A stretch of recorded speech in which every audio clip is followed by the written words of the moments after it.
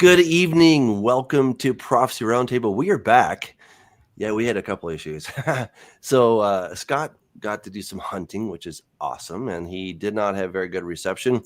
And when he was in America, I was out for the count. I had the craziest sickness. It was like the flu, and then it was RSV after that, and I don't know, was it COVID as well? I don't know, but I felt pretty crappy. I'm mostly better, and every time I say that, my cough comes back, but I'm getting there. So I'm excited. Tonight we are going to jump into Revelation chapter 12. This is the child who's caught up to God. We're going to take a look at the identity of this child, try to understand from Scripture itself who this might be, what it means for us today as believers, and how we can apply it to our lives. So, Scott, it's good to see you again. Good to see you. You were just saying, how long has it been? We only missed 2 shows, but we only had 1 show before we missed a show before that. So that's right. Yeah, because that one time I was out. I could not. Yeah, it would not have been very fun. So, all right. Well, as always, guys, if you have questions, comments, please put them in the chat. We'll do our best to get to them. Well, let's just jump right in. All right. Now a great sign appeared in heaven, a woman clothed with the sun, with the moon under her feet, and on her head a garland of 12 stars. Then being with child, she cried out in labor and in pain to give birth. And another sign appeared in heaven. Behold, a great fiery dragon having 7 heads and 10 horns, and 7 diadems on his heads. If you'll continue. Oh, okay. Let me remember. Verse 6. I have to switch over to the screen because I'm on my little laptop. There you go. His tail drew a third of the stars of heaven and threw them to the earth, and the dragon stood before the woman who was ready to give birth to devour her child as soon as it was born. She bore a male child who was to rule all nations with a rod of iron, and her child was caught up to God and his throne. Then the woman fled into the wilderness, where she was as a place prepared by God that they should feed her there 1,260 days. All right, we'll stop there for a second. Okay. All right. So this is, 11 and 12 are the middle parts of the book. We looked at the 2 witnesses last time. And now the focus, because the 2 witnesses are dead, at least as far as the book of Revelation is concerned, they're gone. And now we're looking at a different theme. We're looking at this child. We're going to look at the dragon in just a moment. But we first have to identify this child. And there have been Let's talk about the woman first. Okay, let's start there. I think before we talk about the child, I think we need to know who the child's mother is. I completely agree with you. I think that makes a lot of sense. And we obviously you were around. I don't think we really knew each other back in 2017 when people were pontificating, and some were actually dogmatically stating that the alignment in the stars that year in 2017, I forget the exact date, in September or October. Yep. But I mean, the pattern did fit. My buddy Curtis at River Branch, you know, he went sort of like we did this last September or whatever, where we went on the day before. Well, he did a teaching like the Saturday before this date. He says, you know, the rapture is not happening on this date. He got so much pushback for it, but you know, I mean, obviously he ended up being correct. So, well, you don't have to be, I mean, not to throw him under the bus, but you don't have to be a genius to figure out that 99.999% of all of these predictions turn out to be nothing burgers. And look, I want Jesus to return as much as the next person, but well, and it could have been significant. I mean, I've heard some very good arguments about that was the sign of the woman. It was the sign of, you know, and a lot of people are paralleling it back to in Egypt, where there was 7 years of plenty and 7 years of famine. And, you know, in spite of COVID, you know, the economy still did good. Nobody, you know, it wasn't that bad. I wouldn't exactly call 2020, 2021 years of plenty when you had to stay in your house in certain states. But yeah, it definitely screwed a lot of things up. But things haven't been good so far in in 25, as far as at least economically for the middle class and lower class in America. Mm-hmm. So anyway, there was let's see, the Revelation 12 sign. I'll put it up here. Yeah. So this great sign appears in heaven, a woman clothed with the sun, the moon under her feet. This takes us back to Genesis chapter 37, verse 9, where, remember, Joseph is having a bunch of dreams, and he says, hey, bros, guess what? First I had all of our sheaves were in the field, and all of yours bowed down to mine. They get mad at him for that. And then he says, hey, I had another dream. The sun, moon, and stars all bowed down to me. And his dad, Jacob, gets a little bit annoyed by this dream because he's like, son, what are you talking about? Am I and your mother and your brothers all going to bow down to you? Like, come on, let's be real. Well, of course they did eventually, but that is the imagery that Revelation seems to be pulling from. It's identifying who this woman is.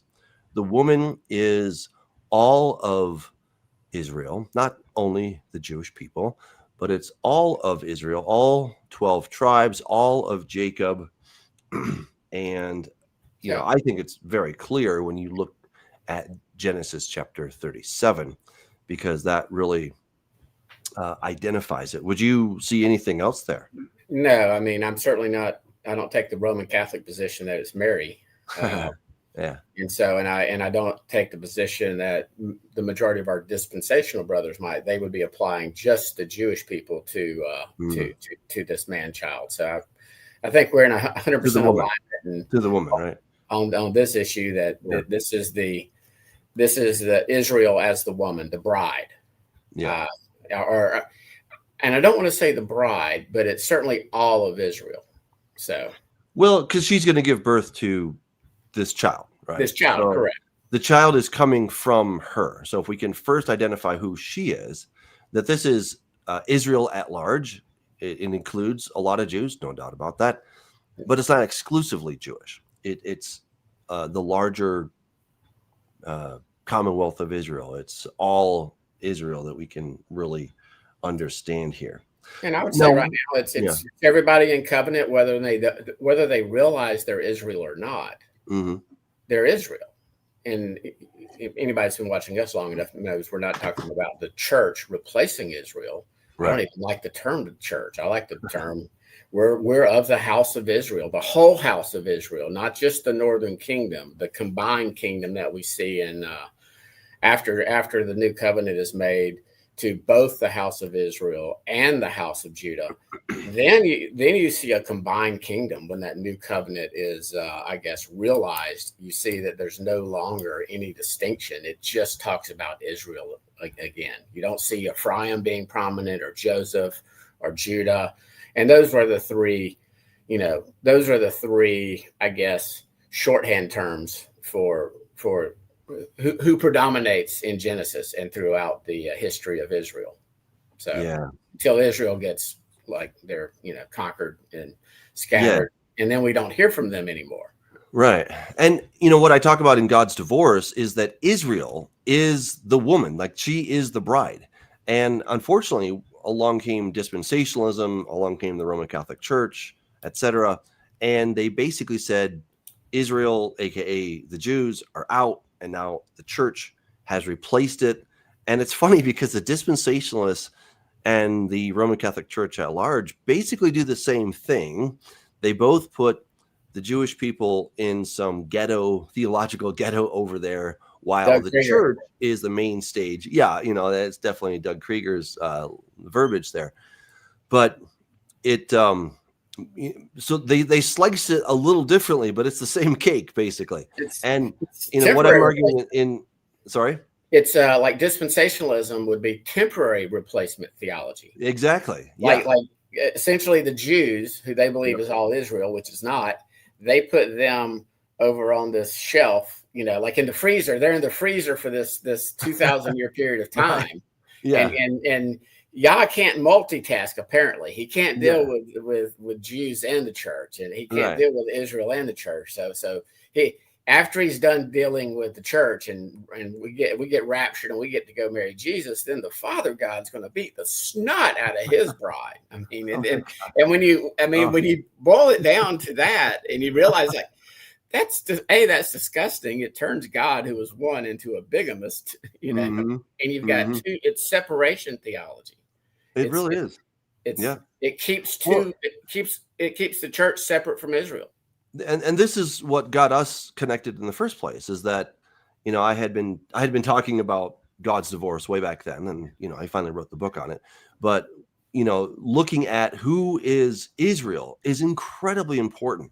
And there's a lot of people who say, well, it doesn't really matter, I'm just the church, or when it comes to the end times, who really cares, we're just going to talk about this, that, and the other. It matters everything, because if we don't know who the bride is, if we're rather confused about that, then we're going to start giving different roles and assignments to somebody that the Bible really isn't talking about. So this is incredibly significant. We have to understand that God and Israel, they go into marriage covenant at Mount Sinai. That marriage covenant is the old covenant. That marriage went sour and went south because Israel was not faithful. And eventually God says to the broken northern kingdom, to the 10 tribes, he says, you're not my people. I'm not your God. We're done. We're over. Here's your certificate of divorce. And he sends her away. She then goes, hangs out with Baal, Ashtoreth, Molech, etc. And then she says, gosh, I'd love to go back to my first husband. But this is the divine dilemma. The law says, can't do that, sweetheart. It would greatly pollute the land. And this is where the husband, Yeshua, has to then come, because there's only one escape clause. The only escape clause is if the husband dies. Then she can be free from the stipulations of that divorce certificate, because the covenant died with him. And now there's place for a new covenant. This is why we keep talking about this, because it's everything. If you can get that concept, then the you can gospel of get the it. kingdom. And again, if you haven't seen it yet, God's divorce, I want to encourage you guys. I've had people that are telling me I'm buying it by the dozen or 20 at a time, and they're giving it out to their friends and family, because it's saying it in such a way that it's not threatening. This isn't now polemic, but it's just going back and say, what if the gospel is not about starting something new, but about restoring something ancient? Restoring a And you can relationship. contextualize the whole Bible with this understanding. Then when we get to Revelation, it's not God. This is what Pastor Chuck Smith used to say. God bless him. He was a great guy. He used to say that the tribulation is God pouring out his wrath on a Christ rejecting world. And it sounded right at the time, but now I look back and I'm like, wait, so God is just ticked off, and he's just like, I'm gonna get you guys. And it becomes this horror fest. And we kind of get a little bit excited about it, because God's going to finally give it to them. Not us, because we're the church. We're the bride of Christ. But no, it just gives you a whole different context for how all of this comes together. So here in Revelation 12, we're getting kind of our first glimpse, if you will, of this main character, aka the woman. And she's very important. We're going to see that. All right. The second verse. Then, being with child, she cried out in labor and in pain to give to give birth. And so, again, we see this this analogy of I'm going to go back in just a second because somebody just put it up, but we see this analogy of birth travails and how that's what the birth pangs, the tribulation, and how the woman is happy after she's went through the birth pangs. She's birthed all her children and everything. And then go ahead and give your thoughts on that. You probably agree, but I'm going to pull up Isaiah 66. I just can't do it as quickly as I normally can. Yeah. So there was a promise, obviously, if you were a believer, we all know that there was this amazing promise that God would send the Messiah. He's the one who was talked about in Genesis 3:15. He is the promised seed that had to come through a very specific line. He's the seed that the enemy Satan was trying to disrupt all these years. I mean, the promise of the Messiah is the story of redemption. It's that thread that is running through the entire Bible, and that there would be this child. We, of course, know about this child in Isaiah 53. I mean, this is, everybody knows this passage. It's classic, okay? Right? But unto us a child is born, unto us a son is given. That's obviously, I know, 7:14. I know. But it talks about this child who would come, this man of sorrows who would come, and that he would be the one who would then bear our griefs and carry our sorrows, stricken by God. So the Bible is a little bit cryptic, to be clear, but that there is this promised child, this promised seed, this Messiah who would come, that's everywhere. And of course, it becomes much more obvious in hindsight than it does looking forward. When we look back, we can see it all over the place. But when we are, if we were back there looking forward, it would have been a little trickier to kind of figure that out, right? All right. The reason I wanted to go back to Isaiah 66, and I'm not going to read the whole passage, Doug, but I want to, it draws into, and I know it's a minority position, but as I say, thus says Yah, heaven is my throne, earth is my footstool. Where is the house that you will build for me, or that you will build me? Where is the place of my rest? For all those things my hand has made, and all those things exist, says Yah. But on this one I will look, on him who was poor and of a contrite spirit, and who trembles at my word. I don't want to get up on a tangent, but Yeshua is the word of God. He's the word made flesh. And I do believe this relates to any future temple or sacrifices that Judah may do, because although they may have vast respect for the Torah, they don't have respect for the Torah, the word made flesh. So he kills a bull as if he slays a man, he who sacrifices the lamb as if he breaks a dog's neck, he who offers a grain offering as if he offers swine's blood, he who burns incense as if he blesses an idol. Just as they have chosen their own ways and their soul delights in their abominations, so will I choose their delusions and bring their fears on them. Because when I called, no one answered. When I spoke, they did not hear, but they did evil before my eyes and chose that in which I do not delight. And the reason I read the first four is to set this up. Hear the word of the Lord, you who tremble at his word. So these are going to be those that are currently in covenant. These are going to be those that are of Judah, who are attached to the tree. They have accepted Yeshua. They have placed their faith in him. They understand he is the Messiah. They are no longer divorced and out of, or widowed and out of covenant. Your brethren who hated you. And again, we do have that we know that ends in Isaiah 11, I believe, Doug, when the animosity and the jealousy and the vexing between Ephraim. Right. And you know, it is, I mean, I know passions are tense right now and it's going to get even worse with the true anti-Jewishness, not what we've been taught as anti-Semitic, but true, like hating the local Jew down the street who's just a doctor or a lawyer or, you know, has nothing to do with politics, has nothing to do, or the local person that attends a synagogue. But there is some hatred, there is some exclusion here. In other words, I've listened to it, and I can understand why if somebody is only listening to the vile stuff that some of the rabbis put out, that very, very small minority. Yeah, it's a small minority, right.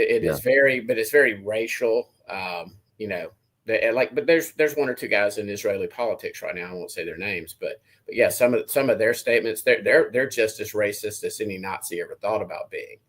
But who cast you out for my name's sake. And so again, your brethren who hated you, who cast you out. And again, it's back in when I don't like to say when the church was founded, but back when the new covenant was recognized. In other words, there was persecution of Peter and Paul and James and Jude. They were cast out of the synagogues. Let the Lord be glorified. that we may see your joy, but they shall be ashamed. The Mm-hmm. sound and noise from the city, a voice from the temple. I'm drawing some Malachi allusions here. The voice of Yah, who fully repays his enemies. And this is how it relates to the man child. Mm-hmm. Before she was in labor, she gave birth. Before her pain came, she delivered a male child, a man child. Who has heard such a thing? Who has seen such things? Shall the earth be made to give birth in one day, or shall a nation be born at once? For as soon as Zion was in labor, she gave birth to her children. Shall I bring to the time of birth and not cause delivery, says Yah? Shall I who cause delivery shut at the womb, says your Elohim? Rejoice with Jerusalem and be glad with all her, all you who love her. Rejoice for joy with her, all you who mourn for her.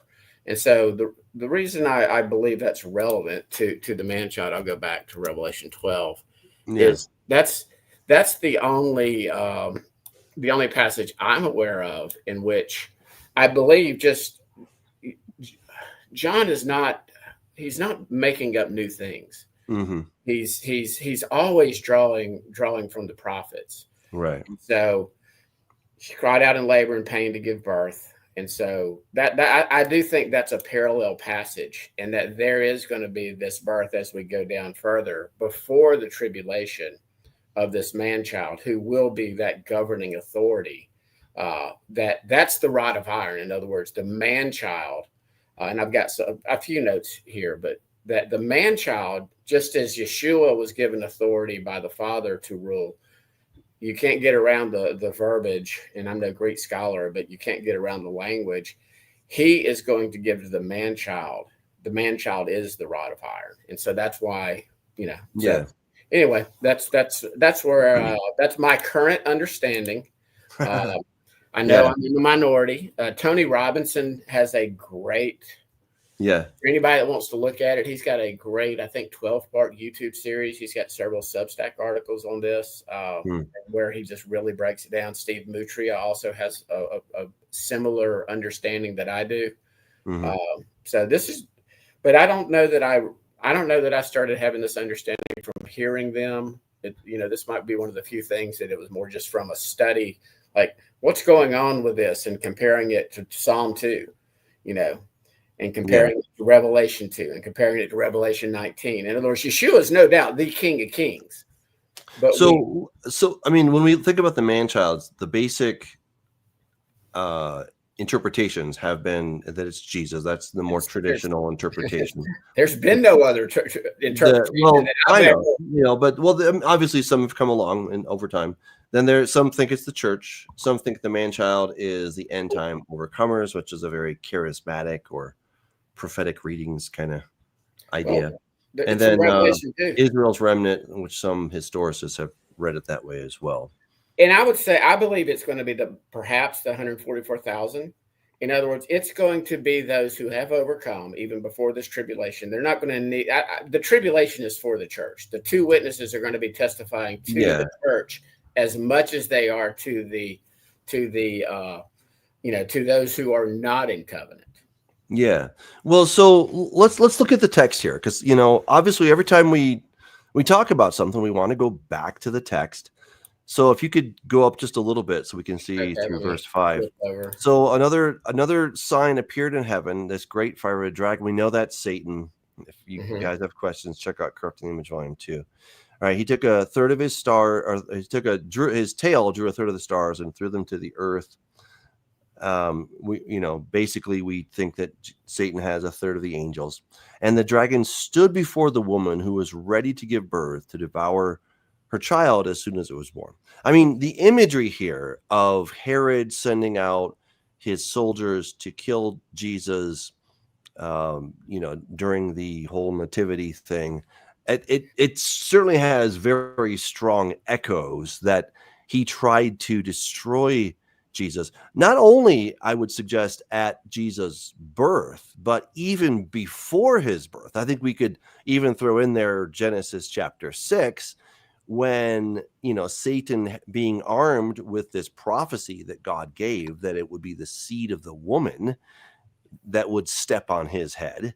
I've, of course, made the argument in Corrupting the Image series that he was trying to corrupt the image, and he was trying to debase, destroy, corrupt the genetic markers that God had placed in us, and to put in a counterfeit seed, and that's the whole Nephilim thing. And so I think we could certainly see echoes of it there. But here the woman is ready to give birth, right? So she's pregnant, and this baby's coming, right? It's not like she's in her 5th month, but she's in her 9th month, and she's in the last days of that 9th month, and she is ready for this little package to come out. All right, so he's there, he's ready to devour it, but then she gives birth to a male child. Let's stop for a second though, because the language, and I've looked at several translations. I mean, we can pull up the Greek word, but the Greek word implies immediacy. Like, in other words, Yeshua is born, and the dragon through Herod is immediately there ready to devour Yeshua, and that was not the case. And so, I don't know. I mean, when we're looking at something that's going to happen immediately in the Bible, even a couple years is still pretty fast. Well, I believe that this man-child will be immediate, like as soon as the Great Tribulation starts, before the travail, back to Isaiah 66. So again, that is a parallel that that applies more to Moses, which we know it's not Moses. We know this male child is not Moses because he's dead. Right. So let's look at verse 5, because I think that will really help us to understand who this child is. She gave birth to a male child who is to rule all the nations with a rod of iron, but her child was caught up to God and to his throne. So I don't know. I mean, right there, if we go back to Psalm 2, verse 9, you shall break them with a rod of iron, you shall dash them to pieces with the with the potter's vessel. I mean, it's Jesus who's going to rule the nation. Exactly, but we're going to rule with him. Granted, we get to sit on his throne with him, but he's the one who gets us into the party. First of all, I'm not making myself out to be man-child material. Okay, I think this is going to be people that have truly overcome, truly are walking in repentance, and it's going to be. This is not going to be all that are in covenant. This is going to be, I mean, I would say it's going to be those that are, have the testimony of Yeshua and keeping his commandments before the tribulation. In other words, they don't necessarily need refining. It's because, again, I can go back. I'll just read Revelation. I'll pull up Revelation 2 on my phone and read it. Well, before you go there, before you go to 2:27, go to 19:15. Okay, I know that, but 2:27 interprets 19, but I'll go to that one first. I think 19:15, he himself will rule them with a rod of iron. Okay, see, again, he's not going to be sitting up there with a big old scepter or a big old club. Well, nobody's taking this that he has to hold a piece of metal. But he's the one who has the authority. He's the one who has the ability to rule and reign, and we are simply, sub helpers. Okay. Well, again, my point is, Revelation is a book of signs. Yeah, verse 15. What is 15? Okay. Yeah, but so for out of his mouth comes a sharp sword with which to strike down the nations, and he will rule them with a rod of iron. So, that's word for word that we have this as being applied to Jesus. No, that's no doubt Yeshua. He's ruling with something, with a rod of iron, and that's where I'll go back to Revelation 2 real quick. Okay, 2:27. And so again, there's no other way to read this, and I think when we covered this, this is how I read it. I'm gonna put Doug in here because I don't want to even so. Doug who conquers and Doug who keeps my works until then, to Doug I will give authority over the nations, and Doug will rule them with a rod of iron, as when earthen pots are broken in pieces, even as I Yeshua myself have received authority from my Father.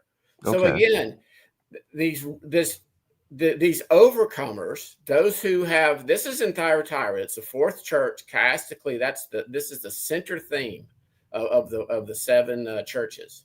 Mm-hmm. So you have to, but to the rest of you in Thyatira who do not hold to this teaching, who have not learned what some call the deep things of Satan, to you I say, I do not lay on you any other burden. Only hold fast to what you have until I come.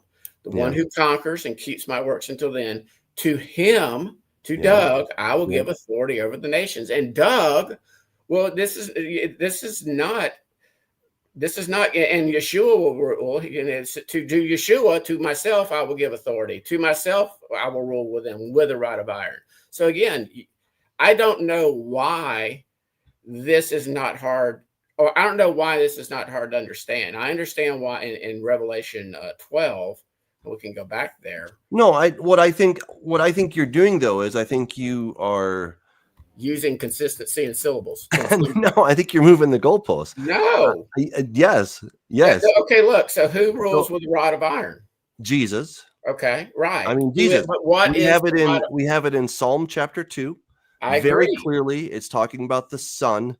We have it in Revelation 19, word for word.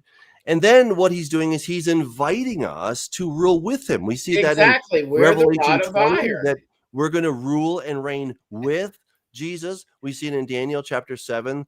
The one who comes on the clouds, to him is given the authority and the dominion. And then we're going to join in that. So it's a horse and a cart issue, and I think you're putting the cart before the horse. I disagree. I'm being consistent with the interpretation, and I don't think. I disagree with you. I think you're putting the cart before the horse. You knew we would differ on this, but I don't see Yeshua sitting up there with a big old. But I don't know why you keep bringing that up, because you don't see us having a big old rod of iron, right? So let's take your logic in Revelation chapter 2 that the overcomer is going to rule with a rod of iron. Does that mean that we are going to have pieces of metal in our hands? It's a symbol. Okay, then it's the same thing with Jesus. It's a symbol of him having the authority, him having the sole right. Not arguing about and then he shares that. I know. I'm not arguing with you. I'm excited about this topic because I really think that you're getting the horse and the cart mixed up. And I think you keep putting the cart before the horse, and it's Jesus. And then we're following. Okay. That's the order here. So answer me this then. Did Mary or Judah flee to the wilderness immediately after Yeshua was born? Well, no, I mean, this is a cosmic worldview of what's happening. I mean, there's a lot of stuff that's going on in this chapter, but this is sort of the 35,000 foot view of history and redemption history and what the enemy is doing.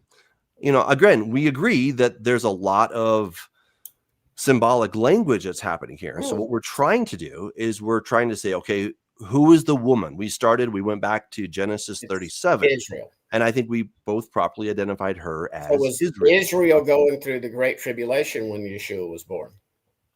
Well, okay, so Israel is the one who gives birth to Yeshua, granted. Right, but was she going through Great Tribulation was my question.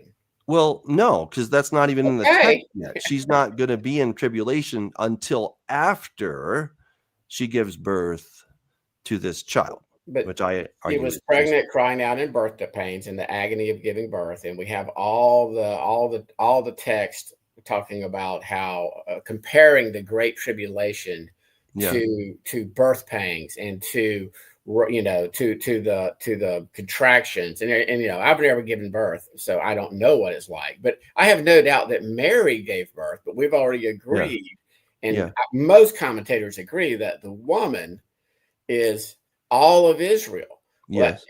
At the time of Yeshua, you had, when he was born, only Judah was in covenant, and the northern tribes were out of covenant, had been divorced, were scattered to the nations. And so again, I don't think, that doesn't fit. If we're going to say that this is Israel versus Mary, then we know that the Great Tribulation it's at least been 1995-ish years since Mary gave birth to Yeshua. I mean, I'm just pointing out the things that don't fit it being Yeshua. Well, I mean, okay, again, a part of this depends on how precisely we want to take these prophecies, all right, and the imagery. If we're going to say the woman, if we're going to start focusing on Mary and the actual very physical event of pushing out a baby from her body, well, that takes on a whole different context. That's where the Catholics, we would argue that the Catholics get way too focused on the actual very mother who brought forth Jesus. But if we're looking at a nation as a whole, and I think again we identified the woman as Israel, well, Israel isn't, I mean, obviously we're taking this symbolically, right? And Israel, the nation, or whatever was manifesting there when Jesus came around, wasn't pregnant, right? I mean, there No. wasn't like a bump in her tummy, We agree on but that. but she did bring forth, Israel as a whole did bring forth the but Messiah. not during the time of this great tribulation that Yeshua talks about, that the prophets talk about. That is not until the end of the age. That's my point. Well, I don't think you can apply tribulation only to the great tribulation here. I mean, that she was pregnant, she was crying out in pain. That was all happening in the first century. There's no question about that. We know that she was not happy. The Romans were there. There was a lot of angst. There was a lot of messianic expectation. And times are tough. I mean, okay, it wasn't the great tribulation. It wasn't the Antichrist running around, but man, people were getting crucified left and right. It was a tough time to be alive. And if you get crucified, that's a pretty lousy tribulation-ish way to go. Again, I think you're trying to nitpick when it serves your point. Okay, no, I'm not nitpicking. I'm going. Okay.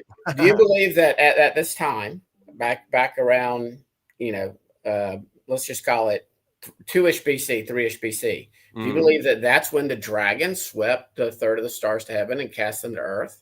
No, because it doesn't have to be read like that. It doesn't mean that he had to do it at that moment, but this can be a general description, which is called a predicate, that this is a description of who he is and what he's like. We see this. I wrote a paper on this of Revelation chapter 20, the one from whom heaven and earth fled away. It doesn't mean that the moment that Jesus or John sees this happening that's when heaven and earth fled away. Rather, it becomes a descriptor. It's a verbal descriptor, almost like a participle. It's a verbal descriptor of what this person has done. Okay, if I say I saw a guy in the market the other day, you're like, well, what was he wearing? Like, I don't know. But the guy that's on that TV show, all right, that becomes now a descriptor of who he is. I can't remember what he was wearing or exactly what he was doing, but I know he's famous because I saw him on such and such a show,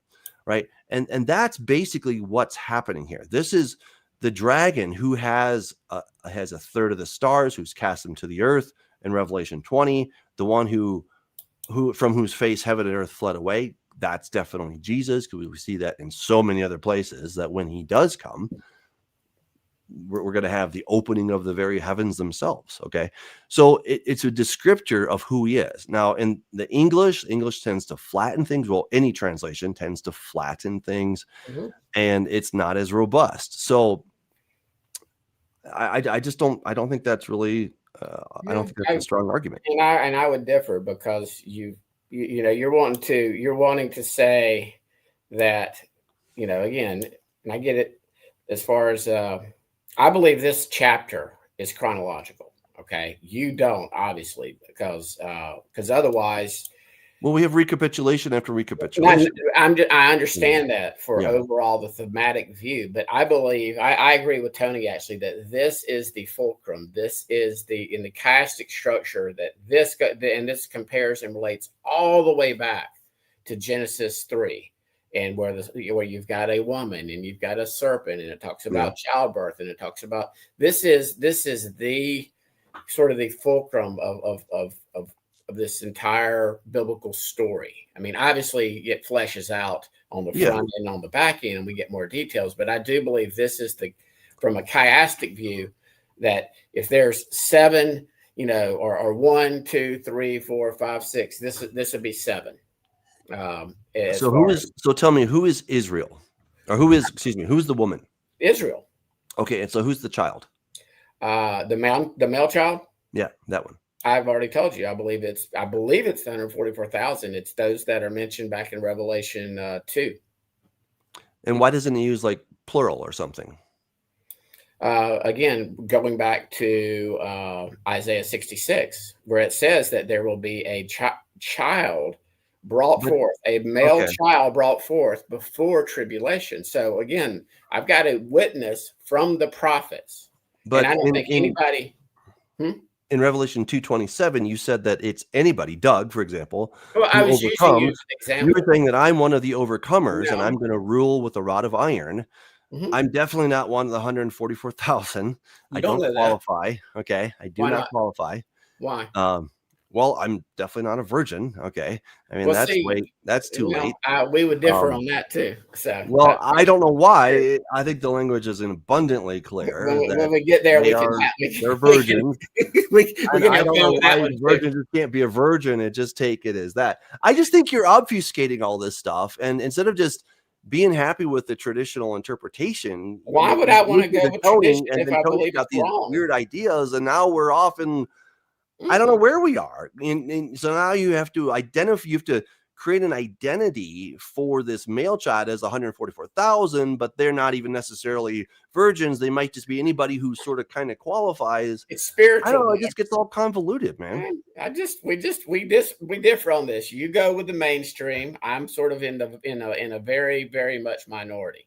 You're in quite the niche. I'll say that. Okay. Well, But let's keep going because let's talk about the next verse. all right, All all right. right. And the woman fled to the wilderness where she Mm-hmm. has a place prepared by God in which she is to be nourished. You've already agreed that Mary didn't flee to the wilderness and Israel didn't flee to the wilderness. Because I never said it was Mary. I know that, but I'm Yeah. just saying that if we're look, Israel did not flee to the wilderness. We skipped the verse, a big one actually. So she gave birth to a male child, one of Israel nations, but her child was, we didn't deal with this issue yet. Her Okay. child was harpazoed, Yeah. called up, snatched up to God and to his throne. Yep. Yeshua was not harpazoed when he was born to protect him from being devoured by the dragon. Yeshua was actually crucified. Yeah. He died. He was in the grave for 3 days and 3 nights. He rose. He ascended gently into the clouds. He was not harpazoed. And let me finish this thought real quick. There are 2 witnesses to a harpazo in Acts and in the epistles. Yeah. Paul says he was harpazoed to the 3rd heaven. He was actually snatched up, whether in body or spirit, he did not know. Yeah. And then I think it was Philip, witness to the eunuch, on his way down to Gaza of all places. And then after he baptized the Ethiopian eunuch, he was harpazoed from one place to another. And it's like, I'm here now. I'll keep on spreading the gospel. And then he made his way up to Caesarea. So again, Yeshua was not harpazoed. He was he ascended into the clouds. Yeah. Well, and when it wasn't immediately. Yeah, and let me point out the word "but." That "but" makes it sound like, you have this, and then you have this contrast. In the Greek, it just says "and." Okay, and so there's a couple different things going on here. I don't think it's any stretch whatsoever to suggest that when Jesus ascended after his resurrection and he takes his disciples out onto the Mount of Olives and they say, "Lord, will you at this time restore the kingdom to Israel?" And he says, "It's not for you to know the times and the seasons." And then he begins to ascend into the clouds, and then they're all gaping up at the sky, and the angels say, "What are you looking at?" He's going to come back in the same manner that he left as. So it perfectly fits. I agree with you. It's a different word. It is a different word. Completely different. And well, that's true. It is true. It's a different word, but still Jesus was taken up into to God and to his throne. Stephen attests to that when he sees Jesus standing at the right hand of the throne of God in the book of Acts, chapter 7. So again, you're making your argument based on the word harpazo. And No, not just on harpazo. I mean, again, it's all the arguments I've made up to this point, and I'm not done yet. So, it's many reasons. But I think there's equally valid and if much better counter arguments to those things. Okay. I do not think that Tony or you have the strongest arguments here. You have arguments, but I don't think they're the strongest ones. And again, I think this is where the traditional, the early church saw this as Jesus. It doesn't mean that they're right, but you're onto the new tradition versus what the church at large has basically understood this to be. Hey, man, this is not something I'm staking my eternal kingdom status on. I know nobody's staking anything here, man. We're just having an academic discussion about who this might be. Let's get to one we can probably agree on, okay? And the woman fled into the wilderness where she has a place prepared by God in which she is to be nourished for 1,260 days. Now, we all know that we both agree the woman is Israel. Yeah. Maybe you believe it's just Judah in this. You tell me, but I do believe that when the Great Tribulation starts, this 1,260-day period, this 3.5-year period, that there will be protection for for Israel. So I'm not super dogmatic on this one. I will go back to Matthew 24, where Jesus says, when you see the abomination of desolation as spoken of by Daniel the prophet, get out of town. Don't go back and get your clothes. Don't go back and get your coat. Get out immediately. So the language does seem to be centered around Jerusalem. It does. And, that they might go to Petra or Selah or ancient Moab. Yeah. There's another one. It means sheepfold, and I'm blanking on the name right now. Oh, Bozrah. Bozrah. That they might go there again. I think those are very likely candidates. I'm not dogmatic on those, and that would be for those in that area, or maybe even some of the Christians that are in Jordan, or some of there's very much minority, but I think if when this event happens, I think the whole world will see it. Yeah. And I do believe in that there will be leaders during this time period that will be told what to do. If you know someone that you've trusted them and they've given you a prophecy before, and everything they've ever told you, you can trust is backed by scripture, et cetera, et cetera. I believe it might be time in America or Russia or Africa. That's the time when we see that the beast system is about to go online. It's not like I don't think anybody's going to be able to just say, okay, it's business as usual. Let's just stay at home and hunker down. Yeah. Well, yeah, I think it's going to become very apparent at that point. So, my hunch says that it's probably people in Jerusalem who are making it out somewhere toward Jordan, wherever that may be. That's my basic hunch. Well, I agree with you there. I just think it's going to be larger. It's going to be like worldwide. Yeah, I'm not disagreeing with that. There's a number of passages in Scripture that we get a sense, but we don't really have all the data. I mean, Isaiah 26 says, "Come, my people, enter your chambers and shut your doors behind you. Hide yourself, as it were, for a moment until the indignation is past." But of course, that's coming right after the resurrection verse. So, exactly when does that happen? Well, I don't know. Exactly where do they go? I don't know. Right? I mean, there's just all these questions. It's funny you bring that up, because I differ with Tony and Steve Mutry on that issue. They see this as the resurrection. I see this as similar to a Paul harpazo, in which this man-child is caught up, whether in spirit or body, I don't know, and essentially given the same type of vision, same type of marching orders from Yah, and sent back down. Okay. Like, in other words, they're not just going to be floating up in the heavens like the pre-trib rapture people, having a party. I believe they're going to be commissioned to be sent back down with a job to do. Interesting. So, and that job is most likely to be to die. Well, that's where I differ with the two of them, because again, I can't get over that there's a first resurrection in Revelation 20, and they want to put a resurrection back at this stage. You understand what I'm talking about? So I'm Yeah, trying to be consistent with it. So I don't see this as yeah. a resurrection per se, just a harpazo, similar to maybe Paul's, and then commissioned, sent back down to be, I know we differ on the two witnesses, but to be witnesses Yeah. during this time period. So I'm sure even though you think I'm wrong, you like that if there was 100, however many there are that are caught up and they're all telling the same story, and you're going, if you weren't one of them, and I'm not saying it has to be the 144,000, Doug. It could be a separate group. So it could be a more select group. It's not numbered. Yeah. Yeah. I mean, I'm going to stick with Acts chapter 1. When he had spoken these things while they watched, he was taken up at Perthe, and a cloud received him. So he's taken. He doesn't just, he doesn't just use his Superman power. I mean, not that he couldn't, but I don't know whether he got a lift or he decided to float up by himself. I have no idea, but it says that he was taken up. So I think we have very similar ideas here.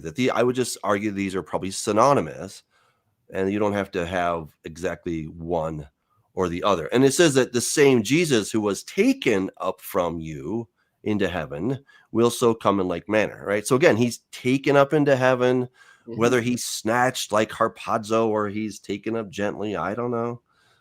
But it sure sounds like he's going to come back in the same kind of fashion. In the clouds. Well, yeah, and so again, that's where I think the verse is talking about Jesus' ascension after the resurrection. He's simply ascending.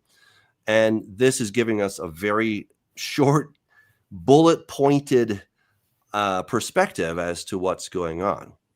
So, all right, verse 7. Now war arose in heaven, Michael and his angels fighting against the dragon, and the dragon and his angels fought back, but he was defeated. And there was no longer any place for them in heaven. And the great dragon was thrown down, that ancient serpent who was called the devil and Satan, the deceiver of the whole world. He was thrown down to the earth, and his angels were thrown down with him. Ooh, I'll tell you. So we have a very clear identity of who the dragon is. It's Satan, the devil, right? All that. I don't think there's any discussion on that. Now this becomes a whole interesting thing. I've been doing a lot of writing as to how I understand this is going to happen. I think that Michael is the one who is standing in the gap. He is the restrainer that Paul talks about in 2 Thessalonians chapter 2. And that when he's taken out of the way, that is when the man of sin appears. And I make the argument based on Isaiah 28, where it says that they're going to sign a covenant with death. I would argue that that covenant with death is basically a covenant with Satan, and that when Israel and the whole world finally makes this covenant with death, that is when Michael is out of a job. According to Daniel chapter 12, he is the one who stands watch over your people, and then there's going to be this great time of great tribulation, unlike there's ever been. And, a lot of people in Israel are going to die. So do you believe this war is happening at the outset or right before the outset of the 1260-day period? Well, I would suggest that the world is making the deal with death. Once they have inked that, whether it's ink or whatever, or spiritual ink, but they agree to the terms of this deal. And when that happens, Michael's authority base is gone. He just got the pink slip. He's out of a job, and he no longer has any basis for standing in the gap and being the restrainer. Now, I would also go to Daniel chapter 8, where it talks about the little horn who is going to make war with the powers in heaven. And he's going to get a little bit too big for his britches. And he thinks he can actually take on heaven. All right. So in Daniel chapter 8, verse 10, speaking of the horn, it's the little horn, and it grew up to the host of heaven, and it cast down some of the hosts and some of the stars to the ground and trampled them. He even exalted himself as high as the prince of the host, and by him the daily sacrifices were taken away, and the place of his sanctuary was cast down. Because of transgression, an army was given over to the horn to oppose the daily sacrifices, and he cast truth to the ground. He did all this and prospered. So I would suggest, because again, you guys know that I make the argument that Satan and the Antichrist are in many ways merged. The Antichrist is the avatar for Satan. And so, again, I don't know all the specifics here because I'm just trying to connect the dots like everybody else here. But what I see happening is that he kills the two witnesses. He is high on victory. He's taken his victory lap. He goes into the temple and says, I am God. Look, I just killed the two witnesses. And then he gets this bright idea. You know what? I'm going to go and chase down Michael because I just took away his job. And now I even have authority in heaven. Right. And so he is going to exalt himself as high as the prince of the host. I argue the prince of the host is Michael. I'm connecting dots there. He's making war against Michael. Now, this is where Satan, the Antichrist, overstep their bounds of authority. And while they do have authority on earth because humanity gives it to them, once they step into the spiritual realm, they don't have any authority. And that's where, they cross that boundary line and they get pushed back. And then now they're stuck down here on planet Earth for the remainder of the tribulation. So, I think maybe Michael's standing down is he's been restraining, per 2 Thessalonians 2 and Daniel 12, like you mentioned, he's restraining, and he kicks butt, and he's thrown down, but he's told to stand down. Yes. Okay. Let him have his rule and authority. Yep. So I see this event happening at the outset or right before, we see the abomination of desolation that kicks off this 1260 days, this great tribulation. Yeah. That's when he's actually standing down. So we're talking about a space of a couple days, and I've given a lot of thought. I've wrestled with it, exactly which one comes first. I don't know. I mean, this is where I think we get down to that 3-4 day window, and it's really hard to pin down exactly which one happens first, but they're all happening pretty close to one another. They're happening in conjunction with one another. They do seem to be, in some sense, dependent on one another, but I'm not sure which is the first domino. All right. But they're all related dominoes. I mean, when you start talking about supernatural, although, it could happen like immediately. Like the stage could be set and he gets kicked out and he possesses the human being and becomes Satan's spawn incarnate, sort of like. Well, and this is where I think we have to take it out of sort of the felt board, dispensational charts and all that stuff, and actually try to put some skin on it. Everything happens in time. It doesn't happen instantaneously. It can happen quickly, but there always has to be something set up. And the only weapon I argue that Satan really has against God is authority. And it's humanity that has to give him the authority, right? God makes the planet. He gives the keys to Adam. Satan comes along and says, hey, Adam, can I borrow the keys? And Adam's like, sure. Okay. And Adam gives away the authority. And once he's given it away, now God has to find a legal remedy for that. So when Jesus came and Satan takes him up on Mount Hermon, and he says, hey, just bow down, man, because all this stuff has been delivered to me and I can give it to whoever I want. He wasn't joking. That was a very real statement. Jesus had far more power than Satan. He could have smoked him at any moment, but the legal situation would have remained. All right. Just because Jesus had bigger muscles than Satan, it doesn't change the fact that legally there was still this big problem. And so Jesus had to do the legal solution, which is, of course, the cross.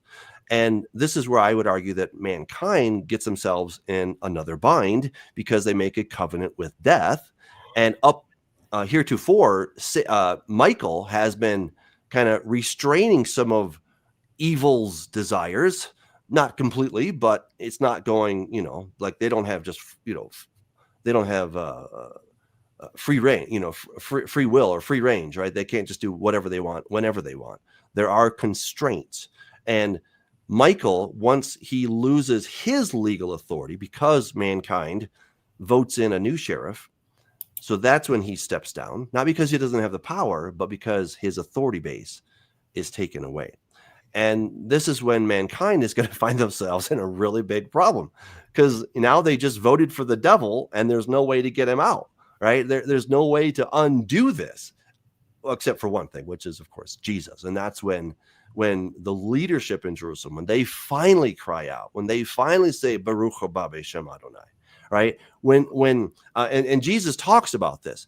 He says, you will not see my face again until you say, Baruch haba b'shem Adonai. He also talks about it in Matthew 24, where he says that because of the elect, those days will be shortened. I looked at that whole language there, and it's not just God like, well, I guess I'll do it for the elect. No, it's because of something that the elect do that will then shorten the days.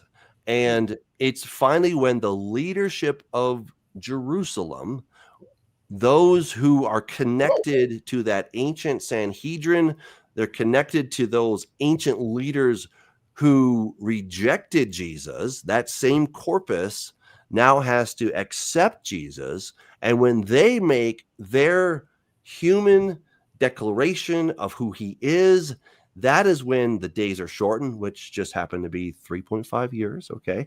But, Satan was going to have a kingdom that was going to rule for 1,000 years or whatever. Have you written or even longer? But have you written anything on that? Pardon? Have you said you studied it out, the language. Have you written any articles on that? Because I'd like to look at that. That makes sense to me. Yeah. I mean, Crooked Image, Volume 3, it has that. I also am working on another end time series called Immortal Dawn. And so I've got part 1 done. I'm going to do 2 other parts to that. Okay. I'm writing shorter books nowadays, guys. Yeah. So instead of 100,000 words, I'm doing like 35. I'm no Greek scholar, but I can look into it. But that interpretation, I've never even thought of that interpretation. It's because of what the elect do that those days are shortened and cut off. In other words, they do it on the 1260 day. I believe it says all hope is lost. They see the sign of the Son of Man. Yep. They look to him whom they pierced, and they cry out, and he saves. I mean, literally saves not the day. He saves the age. Yeah, exactly. Saves the day and the age, and it all happens according to the chronology that he laid out. But nobody can see this when you're in the moment, right? Like it all just sort of happens, and it happens on the day that it happens. But in God's economy, it's all going to happen right on schedule. And that's just one, like my friend Steve Mutria that I mentioned, like we align on this, but that's just one thing. He wants to say that the days are shortened or cut short, so he wants to take this 1260 days and turn it into a year or whatever. And I'm like, I can't do that. I'm like, that's too far out of the box for me. Yeah. I respect Steve. I love talking to him. Yeah. I love bantering with him, having a show with him, and where we do differ. Much like me and you differ, but it's not nasty differing. So right, yeah. I think that resolves it a whole lot better. Let's keep going. We're all right. We're having so much fun here. Okay, so let's see. Now this verse. Okay, so the great dragon was thrown down, that ancient serpent called the devil, Satan, the deceiver of the whole world. He was thrown down to earth, and his angels or messengers were thrown down with him. This is something that in studying this the past few months, I never had seen. It's weird how, and I heard a loud voice in heaven saying, now the salvation and the power and the kingdom of our God and the authority of his Christ have come. For the accuser of our brothers has been thrown down, who accuses them day and night before our God.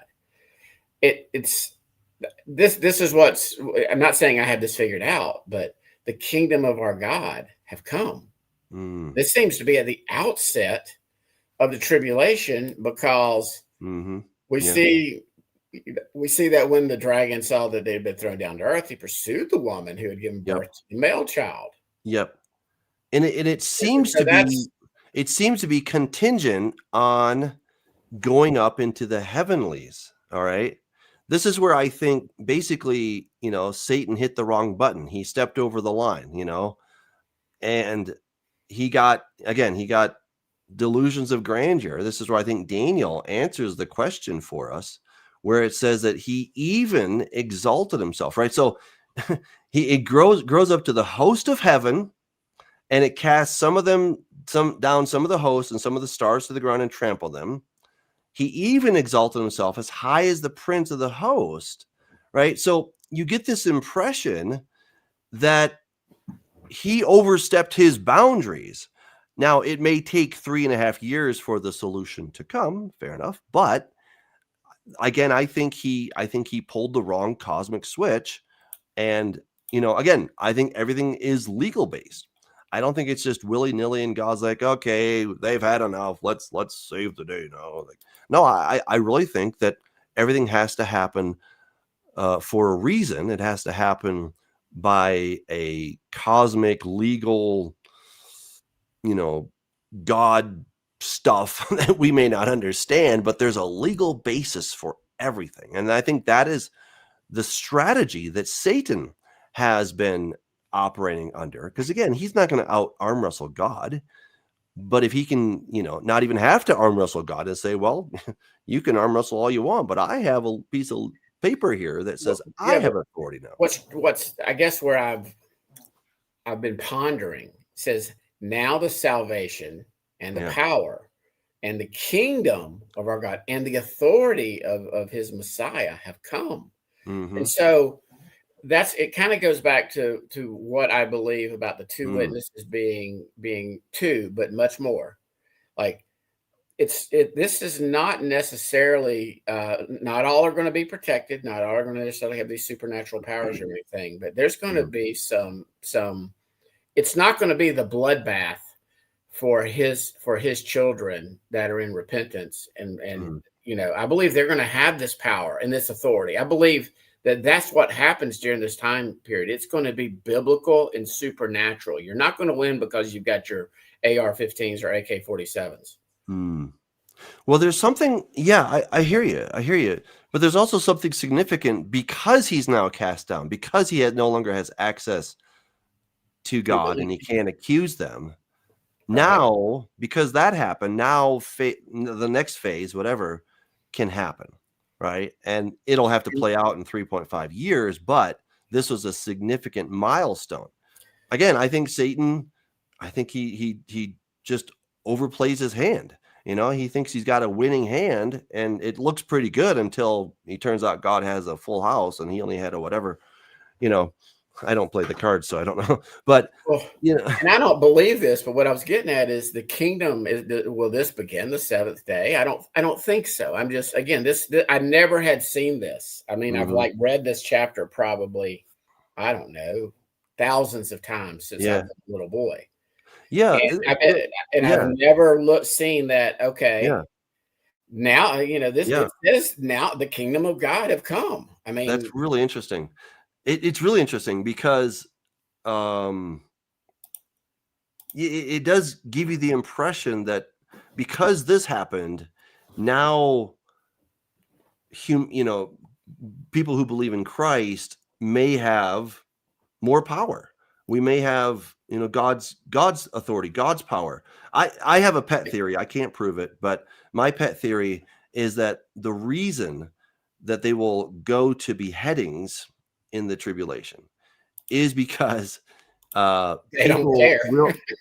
People will have seen the ministry of the two witnesses. Whatever this verse means for this whole thing, but now they will have that authority to actually lay hands on people and resurrect them. And so where the beast system might be implementing death, the other believers come by and just resurrect these guys. So to make sure that they stay dead, they sever the head. So that's my pet theory. I can't prove that to you, but that's kind of how I see that stacking up there.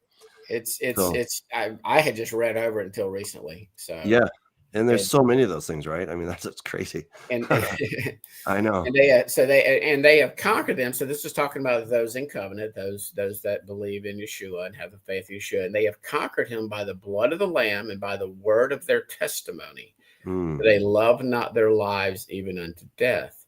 Therefore rejoice, O heavens, and you who dwell in them. But woe to you, O earth and sea. And I don't think that's talking about those that are saved and in covenant. I believe that's talking about the beast and his system and those who have rejected Yeshua. For the devil has come down to you in great wrath because he knows that his time is short. And when the dragon saw that he had been thrown down to the earth, he pursued the woman who had given birth to the male child.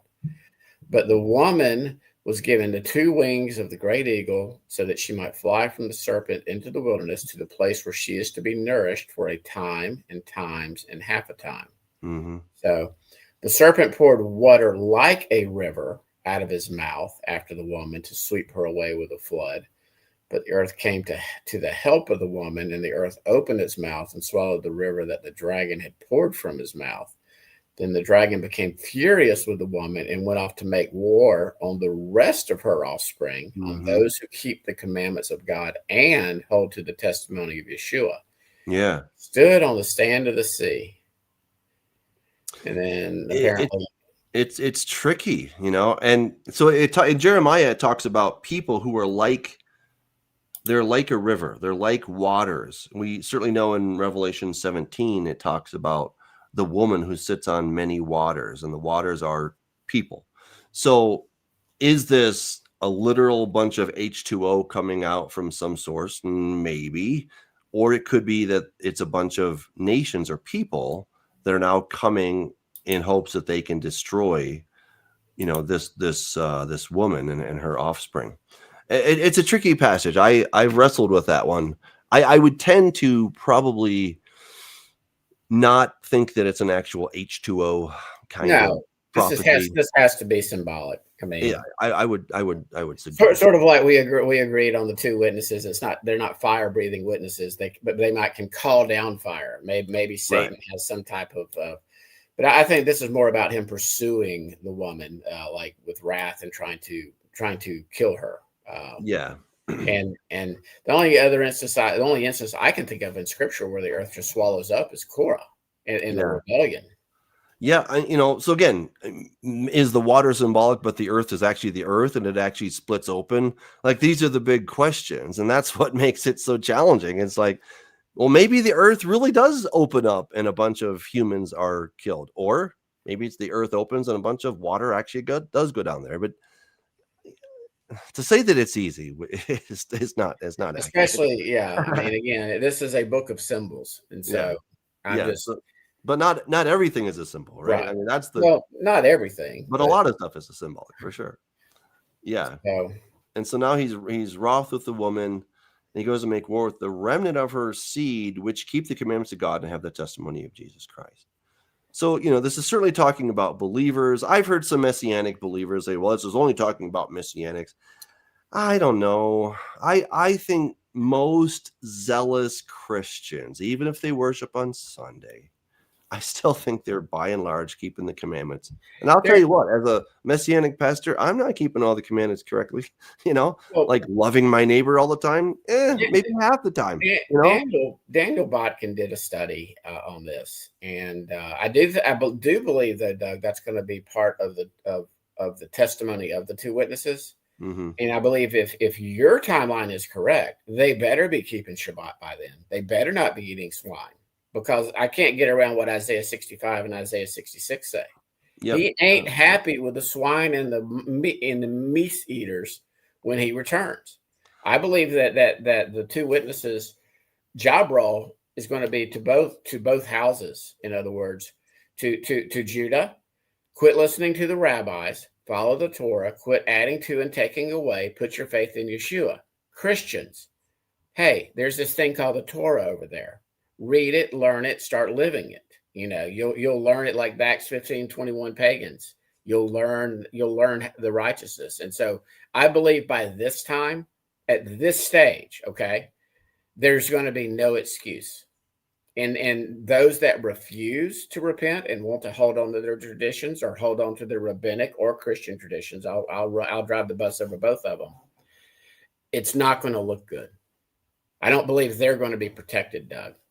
Not saying they won't make it to the resurrection. I'm not saying they're going to be cast in the lake of fire, but they are not going to be protected. And again, not every I'm at 99.99% that not every person that believes in Yeshua and has faith in Yeshua is going to be the bride. I believe it's going to be a very, very small amount that's selected for the bride out of the whole house, of Israel. So I believe there's going to be a lot of these messianics and Hebrew uprooters like you're talking about. They're going to be looking around and saying, oh, my goodness, there sure are a lot of people in the kingdom. And there's going to be a lot of Christians looking around going, oh, I'm not the bride. Yeah, I don't quite see it that way. I don't think the bride is quite that narrow, but I like a joke that I heard one time where this guy dies and he goes to heaven and Peter's showing him around and he's looking at all these different rooms and there's lots of people in each one of them. And he says, well, who's in that room over there? He says, oh, those are the Methodists. Oh, okay. And he goes to another room and like, well, who are those guys? Oh, those are the Presbyterians. And then he go down the hall a little ways and they got this room and it's a little bit quiet down there. And he says, well, who are those people? He's like, shh, those are the Baptists. They think they're the only people here. Well, see, the joke really, because at least the Baptists that I know, that actually applies more to the Church of Christ, because the Church of Christ is in their doctrine. Yeah. It's not in Baptist doctrine. You can fill in the blank. You can put Messianics in there for all I care. I mean, I know tons of Messianics who think they're the only people that will be in the kingdom. And so I don't know. I think God is a lot more gracious than any of us can imagine. But well, let's get to some questions. That's my part. Yeah.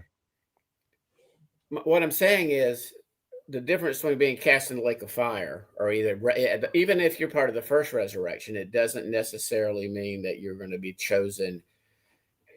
I mean, you have the parables of the servants. You have this person was given 10 and he's got 10. He has authority over 10. This 5, he had authority. This person, it doesn't say that person isn't in the kingdom. He's probably going to be a ditch digger, maybe on latrine duty or something like that. But it doesn't say the wicked servant. It said calls him a servant. Yeah, I tend to see I think we see a little differently on who the bride is. I know you have I think it's a more narrow perspective.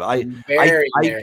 Well, I mean, because the New Jerusalem is also called the bride, right? And there's 12 gates, and it's representative of all the different. Sorry, don't go Sean Griffin on me. No, I mean, no, I'm joking. Yeshua is literally going to marry the New Jerusalem because it says New Jerusalem is the bride. So. Well, it does. I mean, it does. But here's the thing: any city has 3 components. It has a location, it has infrastructure, and the most important part, it's got people, right? I mean, what is New York without New Yorkers? It's just a bunch of buildings, right? But people have to live somewhere, so you need buildings, and it has to be in a place, right?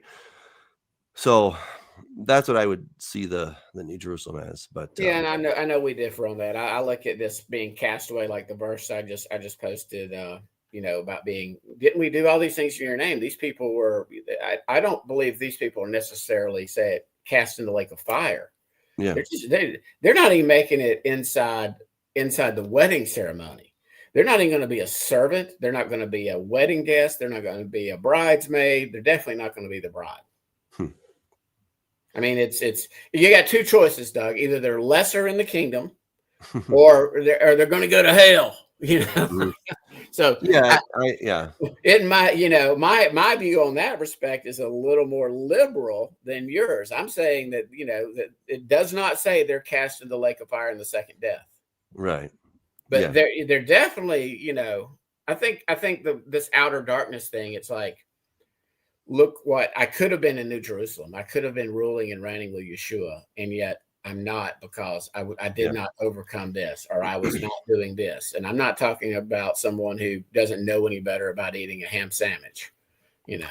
Yeah, and I'm certainly not condoning people for their ham sandwiches, but I don't know. I mean, I might get that one right, but I get other things wrong. So to No, I start don't saying think that, I'm not so and condoning so is it. keeping the commandments and other people are not keeping the commandments because they mess up on Sunday and they have ham. I just, I think this is where we become very selective. I Well, hear you're this not. all the time at the Way congregation and here in Denver. You're People are not like, on the well, front. what about those people that are sinning and they're not keeping God's commandments? I'm like, yeah, okay, what about them? Like, can you tell me that you're keeping all the commandments? Okay, you're doing Sabbath, you're doing clean eating, and you're keeping the feast. Good job. But are you truly loving your neighbor as yourself? I don't know. Are you doing the greater, the weightier matters of the law? And that's where I think we can become very snooty about this. And we can start saying, well, these guys aren't keeping the commandments. Well, if we take a microscope to anybody's life, we're going to see areas where they're doing well and areas where they are flunking. So I don't know. I don't want to get too snooty about who gets in and who doesn't, because I don't know. And I'm just glad that if I make it in, Well, but that's from what what God said, that's then I sort of think I'm in, what. because it's about grace and not about my works. And He's good, and Well, yet I do want to do the right thing. So but it is about His grace, or else we would all be cast in the lake of fire. But right, faith is more than just an intellectual belief, as James points out, and that's why yeah, Luther hated the book of James, because it was yeah. too Jewish for him. I'm not disagreeing with you. I didn't. I I just don't mean, have the answer, man. I'm okay. I mean, I'm okay being an Uber driver. I'd rather be the bride, but I got a lot of overcoming to All do. right, Christopher asks, do you think That Revelation 12 is a rewind of the story from the beast perspective and then merges back with the full story on chapter 15? That's an interesting question. Well, I don't know if it's a rewind just yet, because we haven't even gotten introduced to the beast yet, right? That comes in chapter 13. But yeah, I think all of these are character sketches. That's how I tend to look at the book of Revelation. It's a bunch of character sketches. They're in a little bit of chronological order, but it's not hard and fast, and so you have this character sketch, you've got this character sketch, right? We had kind of a general overview of the situation of the environment on planet Earth. It's really lousy. Okay. And then we had a general character sketch of the scary creatures that come out of Revelation, or out of the book, out of Hades. Right. And then we had the character sketch of the two witnesses. We had the character sketch of the woman, the dragon, Michael, etc. In chapter 13, we're going to get the character sketch of the beast, but they're all overlapping in one way or another.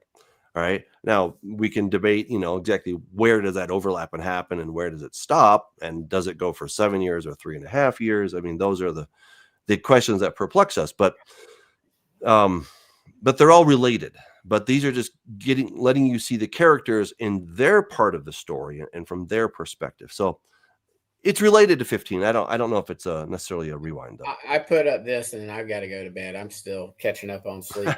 Days that I Okay. missed sleep. So could the man child be the resurrected, raptured saints of God, including the wise verses of Matthew 25? That is what Tony and Steve Mutcher would argue. I already know the answer for Doug. I'll just tell you. Doug says no. It's Yeshua, period, end of discussion. Yeah. I was nowhere near where Tony and them were until I want to say I read that verse. I actually saw where it talks about the kingdom of God comes. So that I'm not going to be dogmatic on it. I want to do some prayer and study on that. But it is, maybe that starts the millennium. It doesn't seem to be, but it's just weird. I'm fitting all these pieces together I don't think my dad invented this. It's like a big old jigsaw puzzle. Mm-hmm. And just when you think you got this piece fit in over here, you're like, this is causing a major problem with that right. understanding. And then Yep. this, like even when you start getting into some of the prophets and fitting them into a timeline, I don't think anybody has the perfect timeline or chart of how events will unfold. Yeah. And we just need to be ready to, like if there's great tribulation and before this great tribulation, I'm not caught up, and I don't know anybody that's just disappeared off the face of the, that I believe was a righteous person walking in covenant with Yah, and or I don't hear of any reports after they come back, and then I'm gonna go, man, probably was Yeshua, and that's why I don't like to be dogmatic about too much. Well, and to carry the jigsaw puzzle analogy further, like that's why we at the beginning of this study on Revelation, we tried to lay out the basic framework. Okay, so we are generally futurists. We appreciate some of the historical stuff. We appreciate some of the idealism, but we're basically seeing this as mostly a futuristic event, or series of events that are going to come in the future. Okay, so that's our general framework. So that's kind of the border of our puzzle, right? And then we have a few faces that we have in there, but we're trying to figure out what's the relation. Does this face go next to this face, or does this bush go next to this thing, right? Like those are the things that we're working on. And like when we got to Revelation 11, the two witnesses, okay, I've looked at them for a long time, and I'm like, these are a huge part of this puzzle that most of the church said, put the two witnesses down in this little corner right here, and I'm like, I think they're front and center, and I think they are the cause for a lot of things. They're the catalyst for many of the things that happen. And of course, Scott and I, again, we're trying to put the puzzle pieces together, and I see the puzzle pieces fitting better if we have them getting their own 3.5 year period, and then the beast getting his own 3.5 year period. Scott makes the argument that no, they're both contemporaneous. They're both happening at the same time. I don't think the puzzle works that way, but okay, maybe I'm wrong. I mean, I like your scenario and your puzzle fitting that way. I think it's better for it would work out better and give people time to repent. I just don't see it, because they get killed and it's the end. That's it. When they get killed, the resurrection happens, and that's the third woe coming, and that ain't going to be good for anybody. The second woe is over. So you've either got to ignore that, and we did that 2 or 3 weeks ago. So yeah. Hey man, I am so tired. I mean, right. I'm over here yawning like crazy. Well, guys, thank you for joining us. I want to encourage you to get God's Divorce. You're going to love it. I promise you. You're going to like this book. It's on Amazon. It's audiobook. It's Kindle.